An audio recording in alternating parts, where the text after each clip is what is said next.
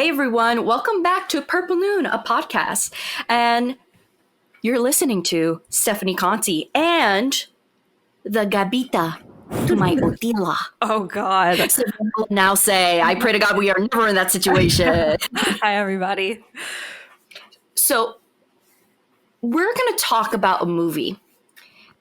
And before we get into the movie, I'm just going to warn you, it involves the topic of abortion. And it's very heavy. And we are not here to, we're going to give our honest review of the film. And of course, with that, we're going to give our own opinions. But at the end of the day, no matter what your opinion is, love and respect each other. Now, before we get into all that heavy topic, let's change it up a bit. Savannah, how are you? I'm doing swell. How are you? You're doing swell. I'm doing good too. So Savannah, I wanted to know, what TV shows, movies, besides what we have been reviewing, what have you been into lately? Ooh, I love my shows. Some new shows I started as of lately. So I got Apple TV as of 2 weeks ago, I think. Mm-hmm. And I've been pretty much doing that. And I saw The Servant, which is crazy. If you guys like thrillers and like supernatural stuff, definitely watch that. It's insane. I also started The Morning Show with Jennifer Aniston and Steve Carell. Nice. Really good drama. Very good. And then the show you recommended me, which is hilarious, What We Do in the Shadows. What We Do in the Shadows is amazing. Which is on Hulu, it's by the way. Fantastic. So yes, funny. And it's also on FX. Like, they're in their second season right now, so it's coming out weekly on FX, and then it comes out, I think, like the week after on Hulu. Very good. What gravitated towards me, because I've watched it at almost every episode multiple times now, was because I was originally born and raised in Staten Island. So to have Staten Island vampires and to hear all these references, from me growing up was just so funny. And it's based off, and I might be pronouncing his name wrong, Takai Watiti. I'm messing it up, but he made a movie called What We Do in the Shadows, and then it was adapted into a TV show, and that is this TV show, and I highly recommend it. My boy, Haley Joel Osment, is in season 2, episode 1. If you're going to watch any of them, that's my favorite one, but still, like, stick through it. It's such a good show. I think what else, Savannah? I want to get into, I haven't seen it yet, but there's a new, like, limited, like the short series on Netflix called Hollywood, I believe, that I really want to watch. Oh, yeah. Because the cast looks great, and I like the setting. I like the golden age of Hollywood. So I don't know how it is. I can't recommend it yet, but I do want to see it. It looks fun. Looks cool. The guy that looks like Superman is in it. Do you know what I'm talking about? Dylan McDermott? I don't know his name. I know he's the guy from American Horror Story. No, did you ever see The Politician? I know who you're talking about because you texted me about it, but I have not seen The Politician. I know about it. I've only seen bits and pieces, but I know who you're talking about because you sent me a photo of him. And he looks like he could be Superman. His name's David something. And then a bunch of other people. Like, there is the person from, I think the guy from American Horror Story is actually in it as well. Yeah, Dermot. That's why I was like, I don't think he looks like Superman, but to each their own. No, not him. No, but like a bunch of people are in it, and it looks really cool. Again, I like the golden age of Hollywood stuff. So nice. But that's it. What about you? I've just been watching Naruto, Stephanie. Like a little weeb in my room. Like, it's so weird because like because I watched Naruto when I was younger, like when I was in middle school, thought it was the best thing, but I never finished it. So something possessed me, and I say possessed, and that's my choice of words. Something possessed me to watch Naruto. And you know what? I feel bad after all these years since middle school. Someone's like, you're watching Naruto, weeb? I'm like, bro, I know what you were into now. Like, I get it. Like, as an adult, I'm still enjoying it. And yeah, even it's gone to the point where there is a little Naruto figurine just chilling on my Apple TV box in my room. So doesn't fit the theme, does not fit the theme of my room, but I mean, whatever. But that's what I've been watching, and only What We Do in the Shadows. And keep in mind, Naruto has like 5 seasons in the first show. There's like, I think there's like 600 episodes in the first series. I think there's another 500 episodes in Shippuden, Naruto Shippuden. And then there's the newest series, Boruto, which is his kid. So I'm trying to get through it all. Yeah, the kid, I didn't know that. Yeah, Boruto. I know me and Paulo, my husband, we're trying to get into My Hero Academia. And then I don't know if this counts as anime, but he's also a very big Avatar fan. You know, a lot of people who like anime will slide that in. I'll give it an honorary anime vote, but I am no way allowed to make that jurisdiction. It's a good show. I'm not saying like it's a very, especially for a kid show. But yeah, okay, cool, cool. So yeah, I don't think there's anything else I've been. Yeah, just that in YouTube. I've just reverted back into like a 14-year-old during quarantine. I'm just 14-year-old me again, just watching Naruto and watching YouTube videos. I mean, it's gonna be like this for a while because I'm not. It's gonna be like, yeah, I'm not leaving my for house. sure. All right, you ready to get into the interview? What is this? You ready to get to the review? What would be the interview, Stephanie? I don't know. Just word choice. Okay. So the movie that we are going to be talking about today is called 4 Months, 3 Weeks, and 2 Days. And the plot is a woman assists her friend in arranging an illegal abortion in 1980s Romania. And the writer and director is Criterion Mengui. I am so sorry. It's Mungiu. Mungui. Okay. Whatever. We're trying. Sorry, Christian. And then the 2 female leads are Anna Maria Marenka and Laura Vasuli. Okay. We're just going to go along with that. I'm sorry, I don't speak Romanian. But yeah, so the film, even though it takes place in the 80s, the film did come out in 2007, did receive a critical acclaim, like, you know, some buzz during it was nominated for a Golden Globe for Best Foreign Picture, and it got a lot of buzz around the Cannes Film Festival that year. So, and even, get this, someone actually, like several articles I found that people hailed this to be like the best movie of 2008. Okay. So it's a good movie. It was very well done and it has a message, but I don't know about best movie of 2000. So before we get into any spoilers, if you are, I definitely recommend this, and like me and Savanna were talking about it before we came on the podcast. We recommend it for everyone to see. It's very educational in terms of how an illegal abortion is done, in my opinion. I've, never been through it. I've never done, and I didn't want to call the doctor in the film a doctor. He didn't feel like a doctor. So the term that I'm going to be using is abortionator, because that is the only term I think suffices for the male, wow. the abortionator.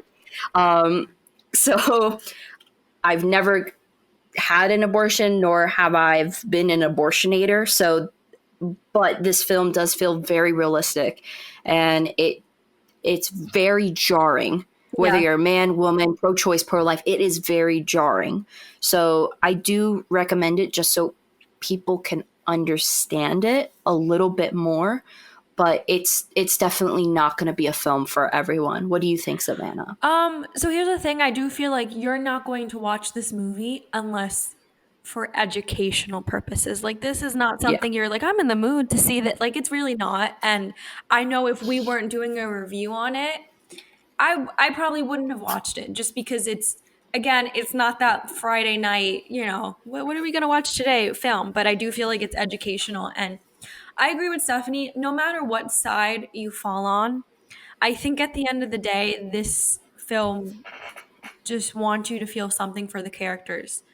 Personally speaking, I am pro-life, but I think, even if you are pro-life, there's so much empathy you have. And I think you see what these women go through to just get that abortion, and your heart does break. And I feel like that's one of the great things this movie does. It sort of pulls the two sides together in a way, and you do feel Absolutely. for And this even like for me, I'm pro-choice. yeah. I'm pro-choice, and because I simply believe, like, I don't personally agree with it, but I think everyone has free will, and I don't know what one woman's situation is and what she may decide to choose.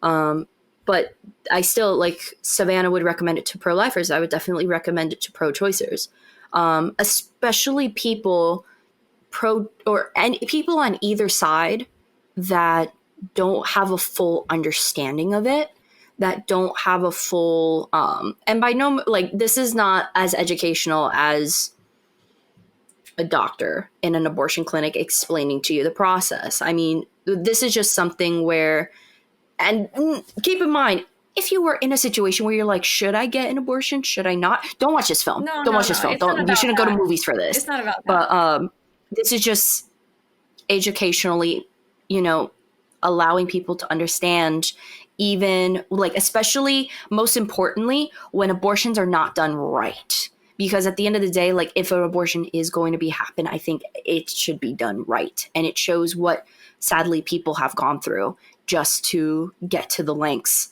of having an abortion, and especially the two women in these film. However, I do think it, like I said, it's very educational, but overall as a movie, I do think it is good. I really do appreciate it. So just, if you watch it, go in knowing that it's still a tough watch no matter what, We though. should also point out it's a very graphic film. I personally had to stop watching the movie twice because I wasn't expecting some of the things I saw. So it's not Yeah. ambiguous. It's not like they turn the camera away and you kind of have to imagine. Like, no, you're going to just see some things. So going to this movie, I would just sort of, if you watch it, prepare yourself for the hard things because that's what this movie Yeah. does. It's They do show it. They do show a lot of the things. fetus. Yeah. And they show other situations. So definitely keep that in mind. It's like I said, not for the faint of heart. But I do appreciate this film for being what it is, because it takes guts to make a film like this. And to do it, in my opinion, politically fair. It doesn't go towards either sides. It just shows the hardship of how it was for this individual to go through it when at a time there was. I feel like it was very well done in terms of its political fairness. It didn't sway to one side more than another, in my opinion. What did you think about that? I don't think, I mean, I'm going to be honest, I do think like the film was made to raise awareness on why. Mm-hmm. And that it is what it is on that, but at the end of the day, this is somebody's story. And, Yeah. this might not have happened, scene for scene, but I'm sure like women went through such similar things and probably even worse. And I think that's what's the most important in this film because at the end of the day, like that is somebody's story, that was somebody's life. And I think it's important that we all recognize that they were two real people. Like that could have been two real people and it probably was. So I think that's Yes, the, more the important. director did say that it was based off of a story a friend had told him. Yeah. So, like, someone's recount of that type of occurrence. So now we're gonna, I mean, everything from the get-go of this movie is really a spoiler, except the actual way the abortion is set up. So before we get into that, Savanna, what did you think of the two characters?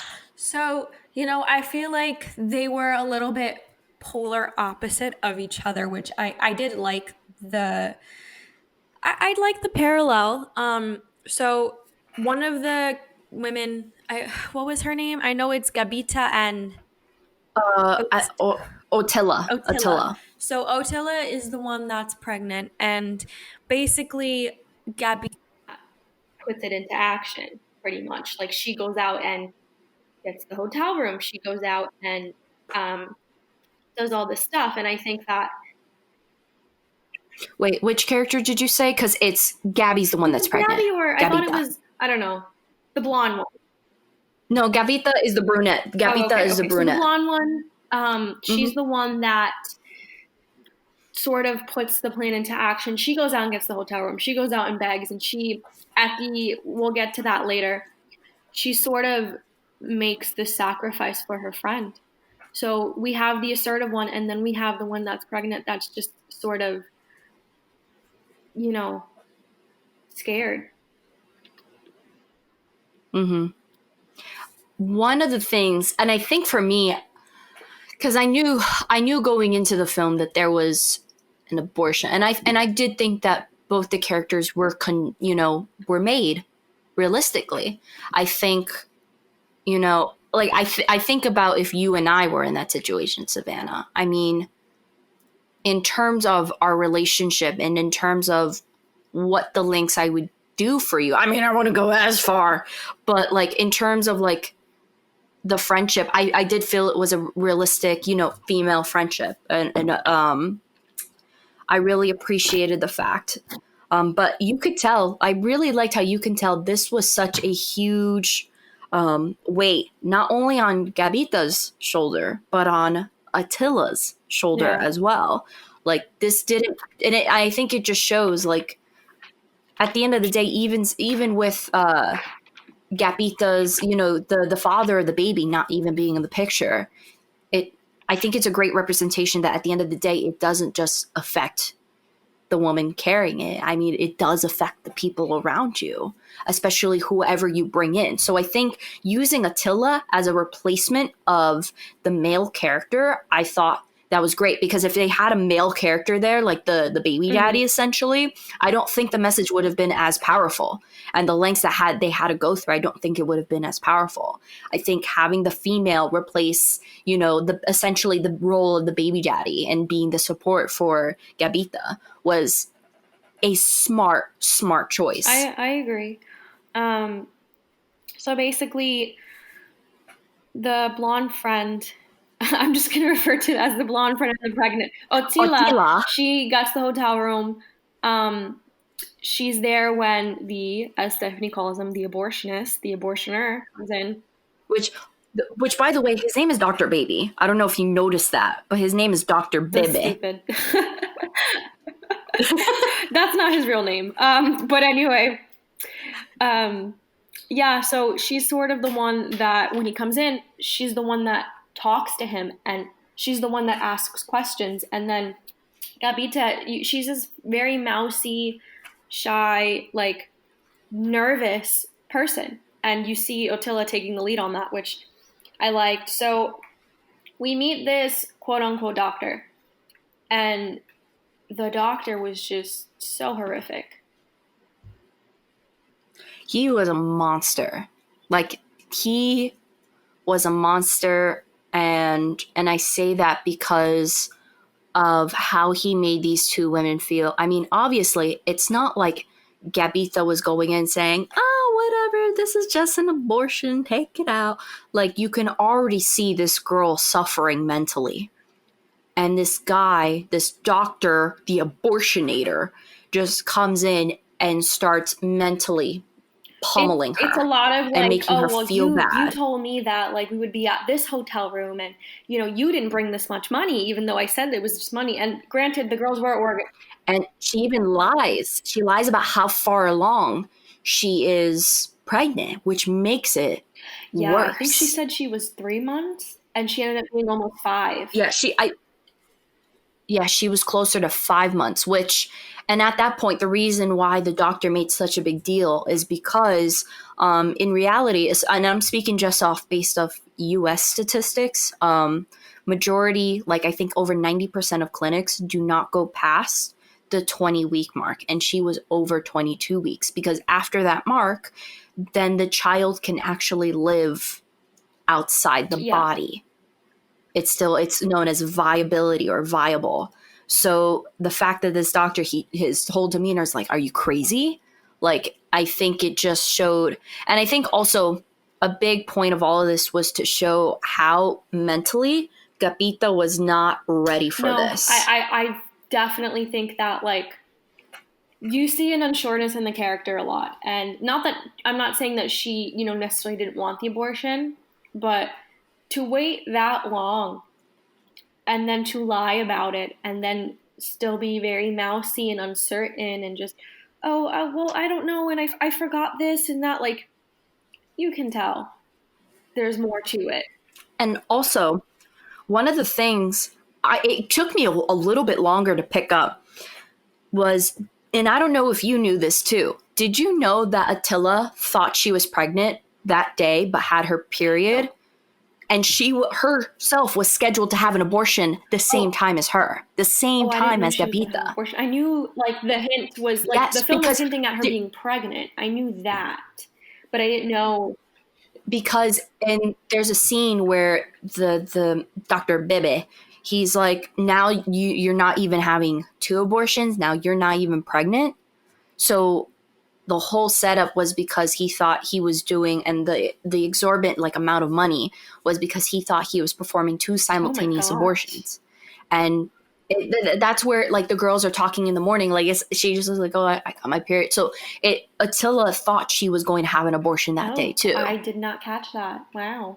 I didn't catch that at all, but that's really interesting. Which is, it just seems so crazy to me. Like, I don't know. I don't know much about Romania at the time, but I wondered if maybe this is coming from a country that didn't have proper sex education. Also, I feel like because to have these girls. I mean, I also feel like there wasn't proper birth control. I don't know the laws of Romania, but I do know in some countries birth control wasn't even an option as well. So I feel like. Yeah, and I just, because they talked about the pull-out method a lot. They didn't really talk about pill or anything like that. And it also, like, with Gapita not really knowing a lot. Like, you can tell even when he's saying, like, oh, the placenta has to come out and, like, all this stuff, like, all these terms, it doesn't look like it's registering in her head. So I definitely think this is in a location, and I absolutely could be wrong, but I think this is done in a location where sex education wasn't necessarily taught well, and birth control wasn't a source. I think that's definitely what they were trying to convey, because, and I don't necessarily, like, I don't think, abortion should be used as a method of birth control, by no means, but no, absolutely not. Like, no. There was, I guess, no birth control. Like, these girls didn't have a lot of options. And, these were college-age women. I don't think they were uneducated, per se. Like, they weren't stupid girls, but I do think that you're right in the sense that, like, there wasn't proper education about that. Definitely. Mm-hmm.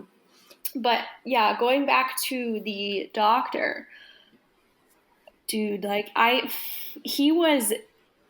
the character, the man who played the character himself, I thought was very impressive, because great actor, great, fantastic the dialogue actor. Was so manipulative. The dialogue was so condescending. The whole anytime he spoke, it was either one of them, and we come to realize, like, this quote unquote doctor is a very power hungry man. I think he uses his capability of, as he says, helping these girls to really manipulate women and to really, like, I guess, like, it's a power trip at the end of the day. Like, I think what the film was trying to say, like, the people that were doing these things back in the day, I think a lot of the time, at least that's how I interpreted, was not to help women. Like, these were bad people. Like, these were bad people taking advantage of the situation. Like, most of them, I'm going to say. It definitely feels like a power, like a sense of power from this guy, especially with the, like, immediately when he talks to Attila, he's like, there's a thing called trust and you have to trust me. Like, he automatically takes control of the situation. And so far to a point where, like you said, he becomes manipulative. One of the things, so obviously the abortion is the whole sequence of everything going, sorry, I burped. The whole sequence of everything going on is very jarring. But to me, honestly, the most terrifying in my eyes thing to me was the fact that after these 2 girls realize they don't have enough money to have their friend have, like, Attila realizes he doesn't have enough money to give her friend the abortion, she sleeps with him. Both ladies sleep with him. And you can tell it's prostitution for an abortion. And for me, it was the fact that the friend, it wasn't the pregnant one. The friend did it first, just did what she had to do.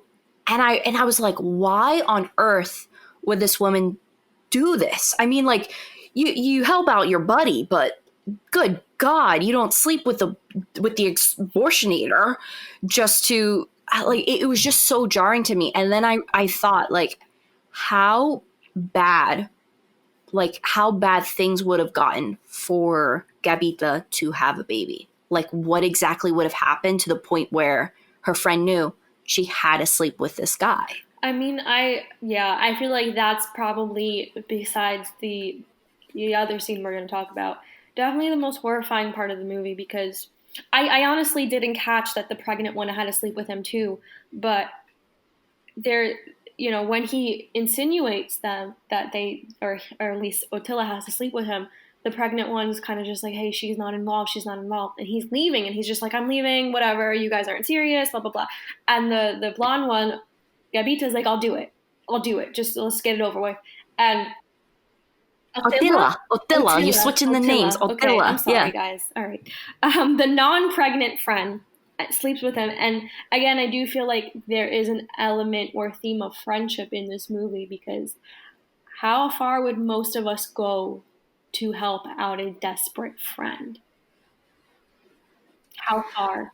And I also think, not only how far, but if Gabita did have this baby, what would have happened to her that was so far worse than having the abortion? Like, that's what made me wonder. Like, the fact, like, it almost feel like Attila was avoiding Gabita's from a death sentence. That is how the gravity of the nature of the situation felt, was that she had no choice, because it didn't look like, Attila didn't look like a character that just slept just to, you know, she didn't look like what she did. She didn't look like a prostitute. She didn't look like someone who gave up sex nilly-willy. She looked like someone who knew, like, if I don't help out Gabita, she is dead. And that was what shocked me the most. Especially the scene where she comes back into the bathroom and she's pretty much, and you could tell they didn't use a condom or anything, because she's wiping herself off in the bathroom. Mm-hmm. So it was just that to me was like the most jarring, because I was not expecting that at all from the film. It's definitely a sad, like, I think that I felt very sad for the girls, because, especially for the friend, because I don't know if I would have. I think, you know, like you were saying, like, there might have been something bad that would have happened if Gabita was sentenced to have a child and she had to raise the child on her own, or maybe it was a society where you were looked down on. I don't know, but it does put you in the frame of mind, like, her friend did that for her. And I think, yeah, it was so crazy. No, but what were you gonna say? I think, I'm not gonna get ahead of myself too much, but there is a scene where the non-pregnant friend is talking to the friend and was just like, why did you wait so late? Like, and you can sense a little bitterness in her voice, because, like, let's be honest, like, now the friend had to be completely sucked into the situation. And now, like, yeah, and plus she cheated on, and she was now, ultimately she had to make the decision to cheat on her boyfriend. Much, yeah. Just to help out Gabita. Oh, and some of the money they used was from the non-pregnant friend's boyfriend. Yeah, they took money from him. Well, she originally took money from him because she thought she needed the abortion for herself. So that is why. And because also there's a sentence where they bring in money, but the guy, he's like, I never told you how much money it was going to be. And he jacks up the price. So they brought in the amount that the friend, a mutual friend who had an abortion through him, they got the amount of money for each of them, how much she paid him. But now with him wanting to be manipulative, he's like, no, it's actually more than that. So she borrowed money from her boyfriend for an abortion without telling him, because she didn't know what he would say and she didn't want to face what he wanted to do. She didn't think that he was good. And there's this whole speech where they have later in the film where she's looking at him and she's like, what would you have done? What would you have done? And he doesn't give her an answer. He basically says like, oh, I would marry you. And I think the most telling part of that conversation is when she goes, okay, so what if we got pregnant? And he goes, you won't. And I think right there that tells you like she's really in it by herself. If something like that were to happen, I genuinely don't believe this guy would like do the right thing just from that sentence alone. No, he wouldn't have been there from her. And then because he said, he was like, I've always been there for you. And she goes, tell me when, like what moments, where have you been? And he can't answer her. And I think that was a very powerful, I didn't care so much of the whole dinner scene with the family. I thought it was a little too much. And I mean, I did like it for the fact that you could kind of see like Attila and like the things running through her mind as, you know, she's at this big family gathering for the boyfriend's parents.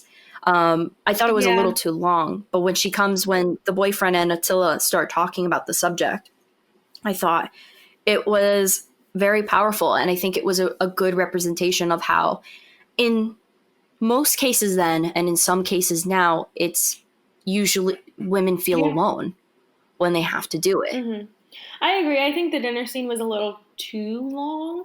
I know it was to like portray like, oh, like my friend is in a hotel room by herself going through this and I'm here with you people that are talking like about stupid things. But yeah, that scene was like 4 minutes long and there was after a while. It was a little bit longer than I would have enjoyed. Like, I think if it was like maybe a minute and a half and then it cut, I think it was more like between 4 and 5 minutes. And it just kind of showed also like how you could see Attila reflecting like how, because these people that she was at the dinner with came off very pompous, very elitist. And so she's just like, you guys are worried about that. Meanwhile, here I am here, and my best friend is having an abortion in a hotel room, and she's alone, and she's got to wait for this thing to slide out of her. Like, it really is. The whole situation is just jarring, not only for Gabita, but for Attila. And they do like insult her. I think they call her like parents like simple. They're like, oh yeah, you guys, you know, that's necessary. Yeah, like little simpleton and stuff like that. But I do think that whole scene, especially where she's talking to the boyfriend, was vital. It was vital, and it just showed, like the fact that like it just blew my mind. They're like, oh, but you won't get pregnant because we do the pull-out method, and it just shows like how uneducated not only women but men were too, like young men and women in that time frame, or at least in this story, how uneducated they were about the scenario. Yeah, definitely. So at the end of this dinner, she kind of, not even at the end, in the middle, she's like, okay, I have to go now. So she leaves and she goes back to her friend. And that's probably where you see the most horrific part of the movie.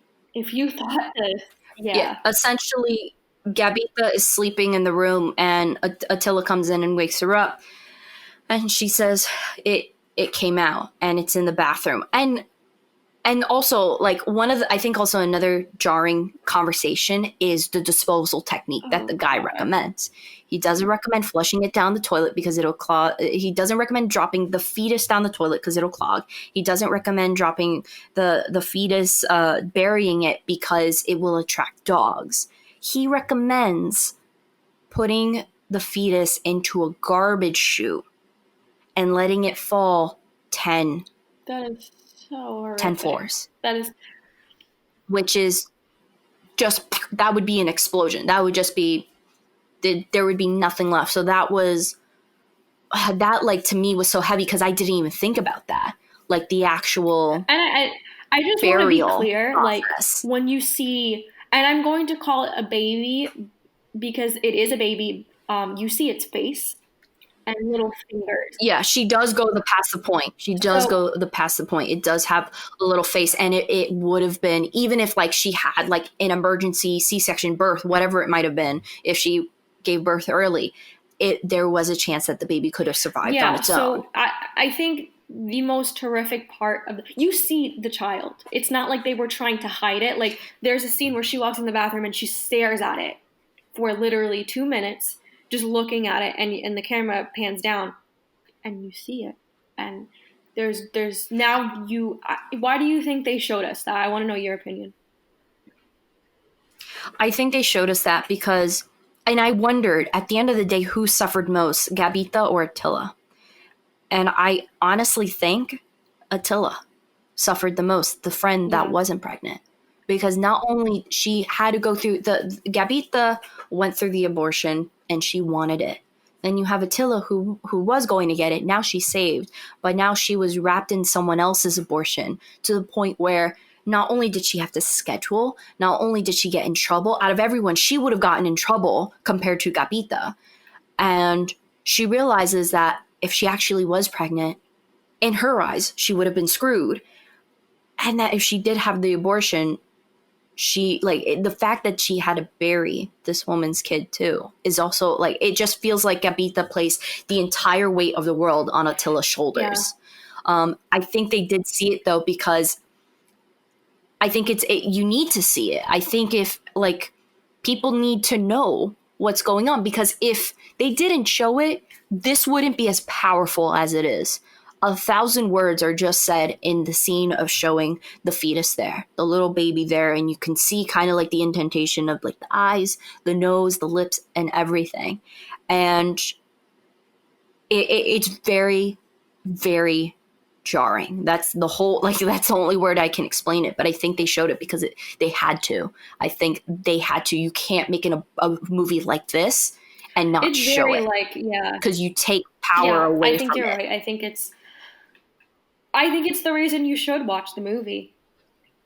I genuinely feel like that, because you don't, I think there are some films about abortions, and I haven't seen all of them, obviously, but I haven't seen one that didn't stray away from, like, showing you the ugly truth of what it is, and, like, the ugly truth of the story itself. And when you see the baby, it's very real. And I feel like, yeah, Attila, right? That's the blonde one. I don't want to get the names wrong. She yes. stares at it for 2 minutes, and I feel like that's her recognition, like, that is not what I thought it was going to look like. Because it's very, like as you said, it has a mouth and everything. And also, if Attila was going to get an abortion, I think it's even more jarring, because remember, there's a whole lot of miseducation between the two girls. Attila was only recently pregnant. She would have only been like less than a month pregnant. So I think for her to see this and think like that's what I think it's a whole nother misinformation. Until obviously for Gabita, what she sees is what is. That is her 4-month baby just there on the floor. But Attila sees what could have been.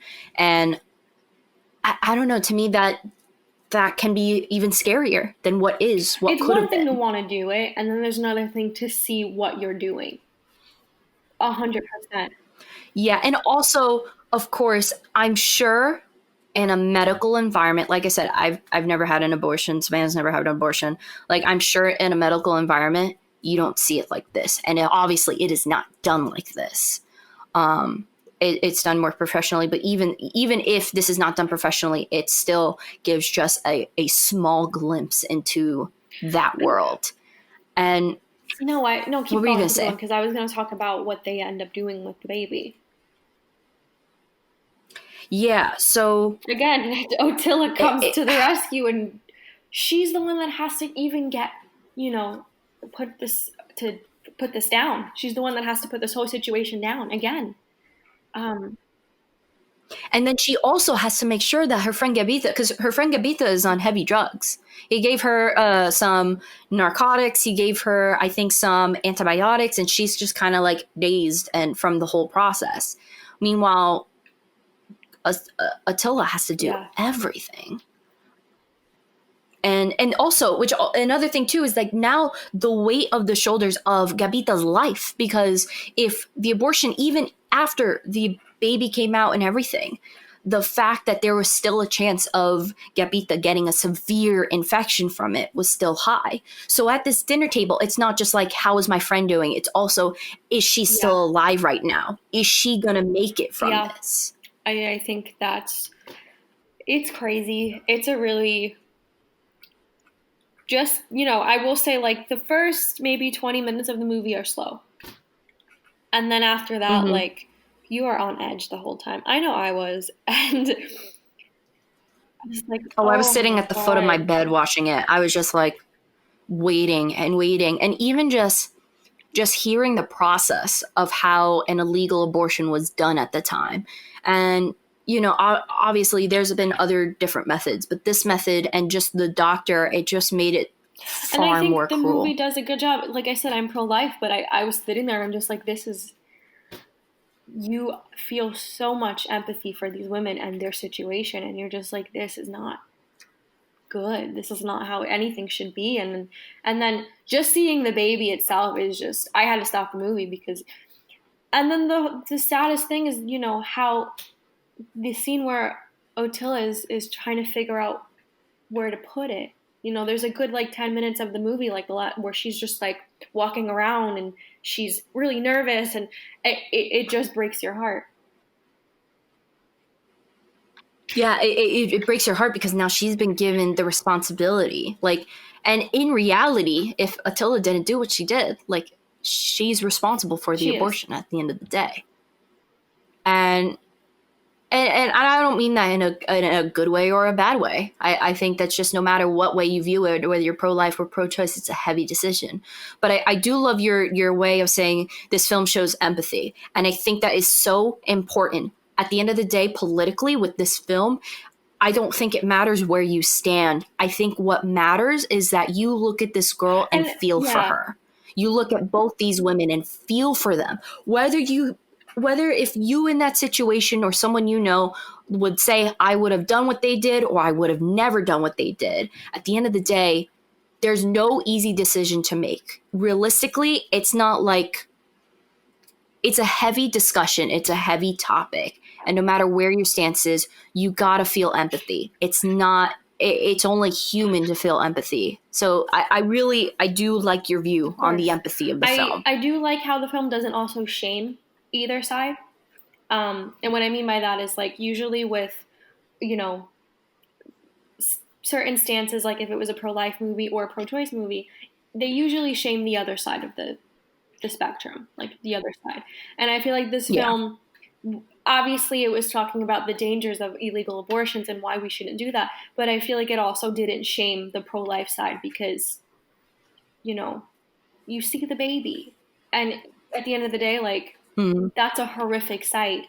And I do feel like the film does a good job at not shaming us for feeling like this is horrible. This is literally a horrible situation and nobody should ever do this. And I feel like that, again, it comes with the empathy and how the film was made. So I do appreciate it. And that's why I say everybody, no matter what side you are on, needs to watch this film and just feel something for, each side of the spectrum. Mm-hmm.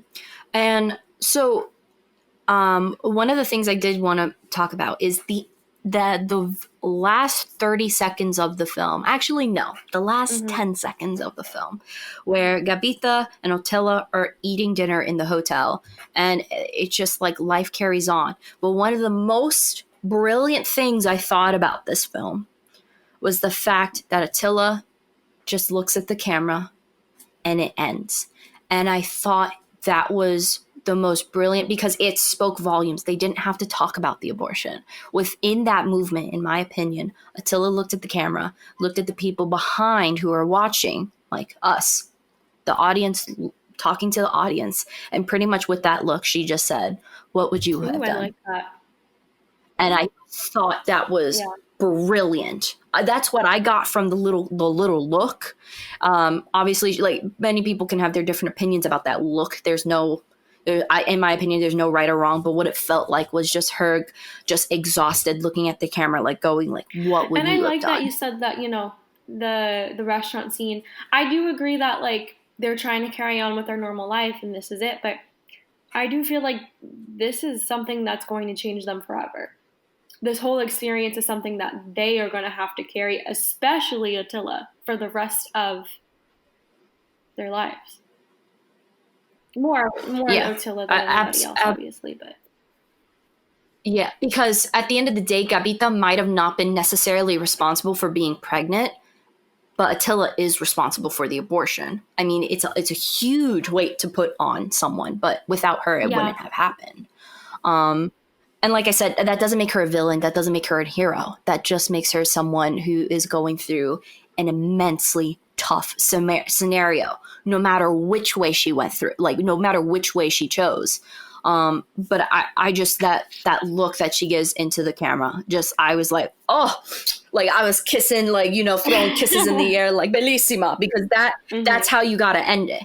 That, like, I thought it was astounding because it just, within that look, 10,000 million bajillion words was said. And in terms of also directing, film was made actually in 2005, came out in 2007. It mimics 70s style directing. Like, it had a very French new wave feel.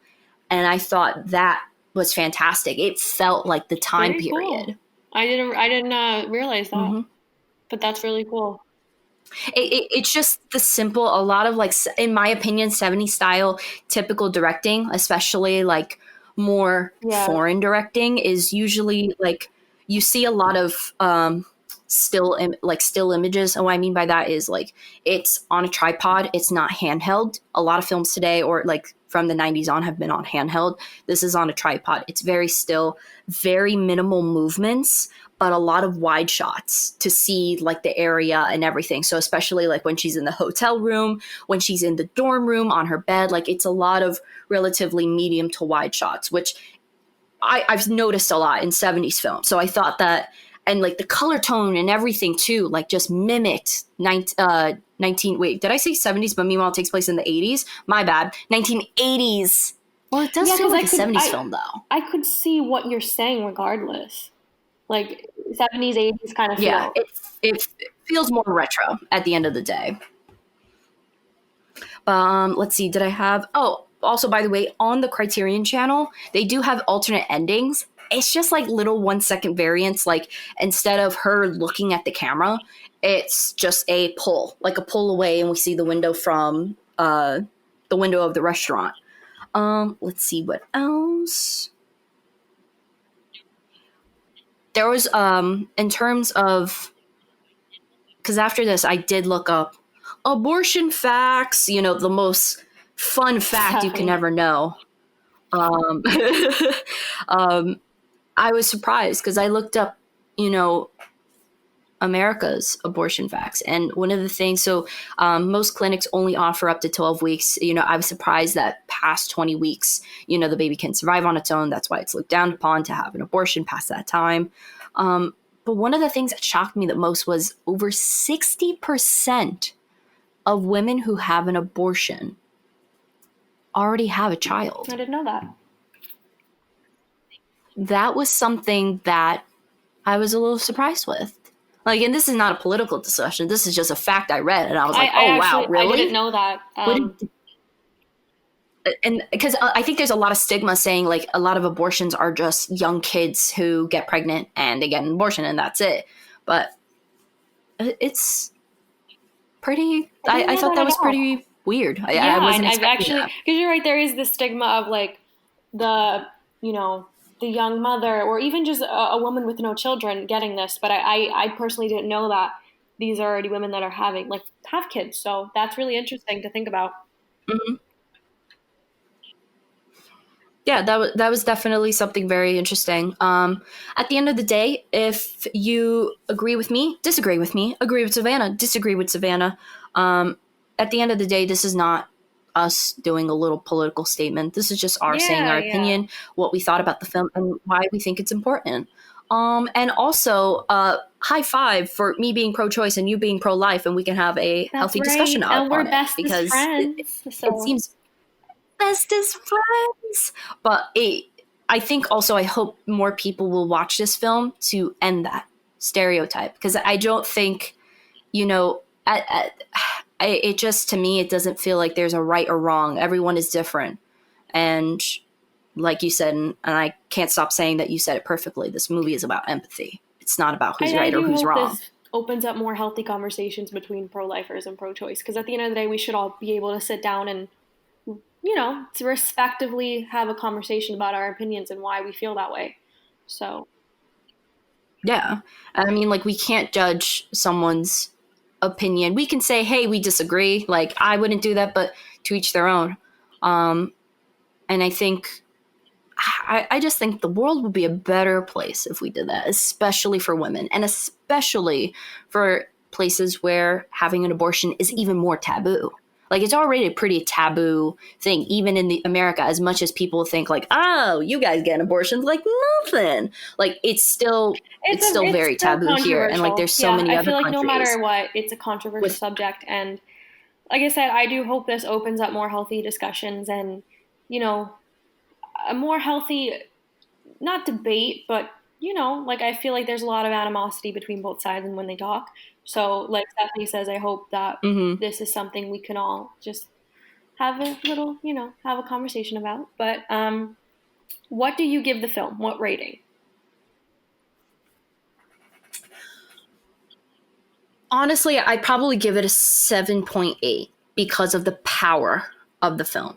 7.8. Wow. How about you? I was thinking more of the 7.5. 7.5. Yeah. 7.5? Good. Well, tune in next time when we're not going to be talking on something that is of this nature. We're going to be talking about Parasite. This is probably like the one thing, like, people have been like, review Parasite.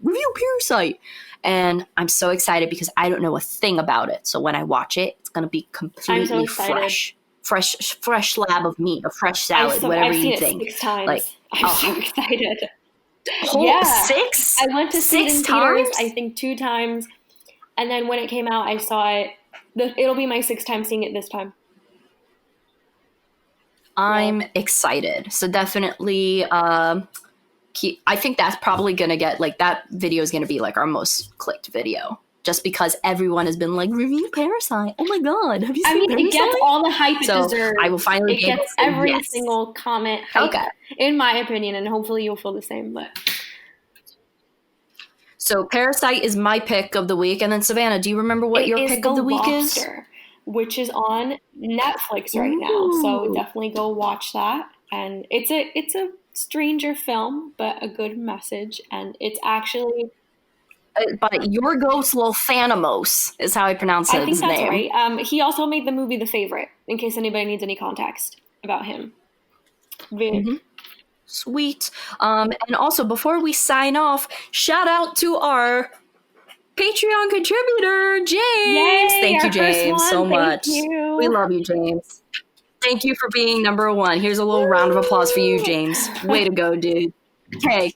You're awesome. That's literally what the tier name says. Hey, you're awesome. So thank you so much. And if you're like, what, Patreon page? How can I contribute to that? Check like the link, like wherever, if you're on YouTube, if you're on Demic Media, check the little description. You'll see it there. There's a $1 tier. If times are tough, just give us $1. Whatever. Or don't, just share the video, audio, whatever it may be. But thank you guys so much for watching, and we'll see you soon. Bye.